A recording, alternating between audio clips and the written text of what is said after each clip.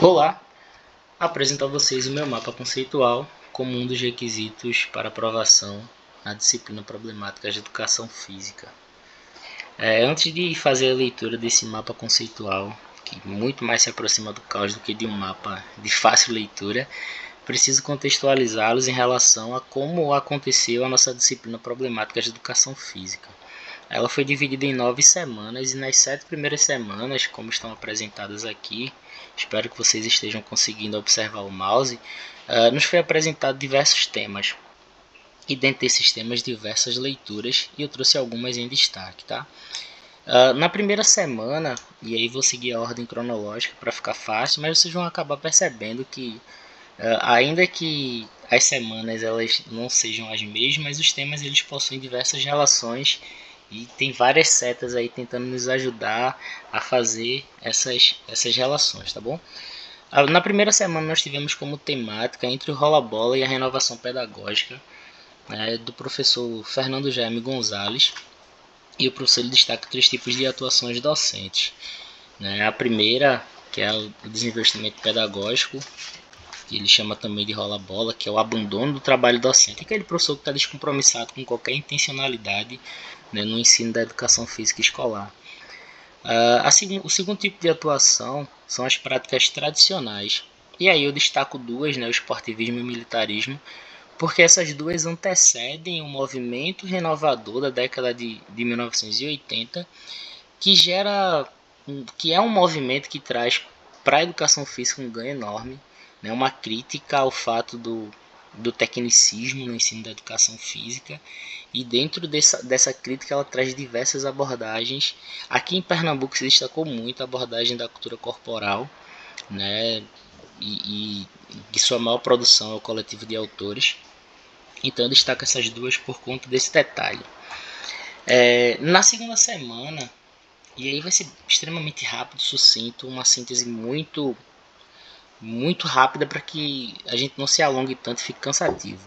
Na segunda semana, nós tivemos como temática a relação teoria e prática, o ensinar a fazer e o ensinar sobre o fazer, da professora Suraya Cristina Darido. E aí ela destaca que o ensinar a fazer, ela está pautada basicamente na dimensão procedimental. E esse ensinar a fazer, ainda que importante, ele está dentro de práticas tradicionais, e essas práticas tradicionais elas acabaram perdendo força na década de 80 e elas se configuram agora num campo do não mais.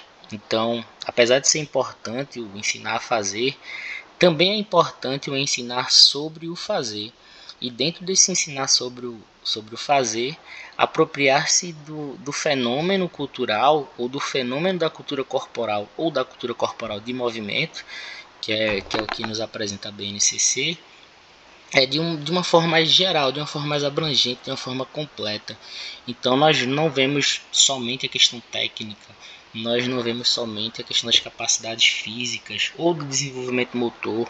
Então agora nós vemos o porquê nós fazemos aquilo, né, para que nós fazemos determinado movimento ou para que nós aprendemos determinado objeto de conhecimento. Na terceira semana, nós nos debruçamos sobre os aspectos legais e a educação física. A educação física, inclusive, pautadas na lei. Então, o texto ele nos apresenta a LDB, a Lei de Diretrizes e Bases, em suas respectivas composições, né? De 1961, ainda no período anterior à ditadura militar, e a educação física na LDB deste ano em específico, ela é apresentada como uma atividade obrigatória, mas ela tem uma limitação por idade, que a partir de 18 anos não mais a educação física seria obrigatória. Na LDB de 1971, o texto ele retira essa não obrigatoriedade para as pessoas ou os estudantes acima de 18 anos, porém ele abre um precedente muito perigoso, e esse precedente perigoso ele acabou dando força a uma outra temática que vai aparecer um pouco mais à frente, que é o afastamento. Mas em 1971, a educação física continua como obrigatória, mas ela agora é facultativa para alguns públicos, que eles são bem próximos da Lei 10.793 de 2003, né, aquele que cumpre jornada de trabalho igual ou superior a 6 horas, maior de 30 anos de idade, serviço militar. Não havia em 1971 o fato de ter prole, mas havia a questão da incapacidade física, né, da incapacidade. Então se observava através desse tópico, dessa lei, se percebe uma educação física meramente pautada no fazer, né? Na questão de ter a capacidade física de realizar uma atividade também física. E aí, em 2003, obviamente que se percebe que a educação física é muito maior do que simplesmente o fazer alguma prática esportiva, e aí retira esse tópico, mas adiciona o quem tem prole. Em 1996, na LDB do ano citado, a educação física ela deixa de ser uma atividade obrigatória e ela agora ganha status de componente curricular, o que reforça, né, a importância do movimento renovador da década de 80 para dar força e para que conseguíssemos modificar a nossa visão, né? Ou pelo menos dentro da legalidade deixar de ser uma atividade e agora ser um componente curricular obrigatório. Na quarta semana, a temática foi o afastamento e a indisciplina. E esse afastamento, ele nada mais é do que o fato do aluno, né? Ele pode se afastar por dois motivos, né? Primeiro, ele não está presente na aula, e segundo, ele está presente, mas não participar. E esse afastamento, ele, segundo os autores, ele se justifica em 5 tópicos diferentes, né, que são os próprios aspectos legais. Por isso que quando eu falei sobre a lei, né, que ela vem lá de 1971, ela acaba facilitando essa questão do afastamento de forma legal. Então essas pessoas aqui, elas podem sim de fato se afastar legalmente, mas também tem outros tópicos que acabam fortalecendo esse afastamento, né? Que são as repetições dos conteúdos, ou seja, educação física voltada para mais do mesmo, a exclusividade do esporte durante as aulas. Então a gente observa que apesar desse movimento renovador que ele surge aqui na década de 80, né, ele ter quebrado ou pelo menos ter deslegitimado as práticas tradicionais, nós ainda vemos, né, o esporte como um dos pontos a ser tratados, na questão da exclusividade, né? Então a educação física ainda se volta muito para a questão do esportivismo, da mesmice, e isso acaba afastando diversos estudantes. Outra questão, a questão de gênero, que é o tema que a gente aborda daqui a pouco. E outro fato que afasta os estudantes são as aulas no contraturno. Já na questão da indisciplina, o autor ele nos apresenta dois discursos diferentes. Primeiro, dos professores, e ele diz que os professores justificam a indisciplina, que é o fato do estudante ele ir de encontro às regras, né, de ir de encontro ao estabelecido, ou se expor de forma contrária àquilo que se foi combinado. Os professores eles justificam essa indisciplina, né, por questões familiares ou comunidade, a gestão escolar e a subcultura dos jovens. Já os alunos justificam a indisciplina a partir de pontos como aulas desinteressantes, regras da escola, bullying e até mesmo os professores que não se importam tanto com eles. Na semana 5, nós temos o trato do esporte nas aulas de educação física. Então, nós tínhamos uma abordagem que era exclusivamente voltada ao esporte, né? Que ela vai lá da década de 70, quando o Brasil ele é tricampeão mundial de futebol e o esporte ganha força, e como uma maneira de mascarar, né, tudo que se passava em relação à contestação do regime que vivíamos na época. Se utilizou o esporte como uma ferramenta de mascarar um pouco do que estava acontecendo. Então, dentro do trato do esporte, nós temos o esporte da escola e nós temos o esporte na escola. O na escola com N, ele é um esporte que ele vem junto com suas características de fora da escola, que é um esporte competitivo, que gera exclusão, pautado na técnica, a sua abordagem ou a sua apresentação, ela é quase que contida no quarteto esportivo ou no quarteto dos esportes coletivos, né? Que são o vôlei, o futsal, o basquete e o handebol, e a sua abordagem é esportivista, meramente tecnicista. Já o esporte da escola, nós temos um esporte com uma característica mais inclusiva, é um esporte de cunho educativo, a apropriação do fenômeno esportivo. É algo mais abrangente e ele se aproxima muito da renovação, né, pedagógica, se aproxima muito das práticas inovadoras. Já o esporte na escola, por ser mais exclusivo, ele se aproxima muito das práticas tradicionais. E essas práticas tradicionais, elas acabam gerando, né, algumas outras problemáticas, como por exemplo a problemática do afastamento. Na semana 6, nós temos a questão de gênero, que aqui foi passado rapidamente, né, e é um dos pontos de afastamento.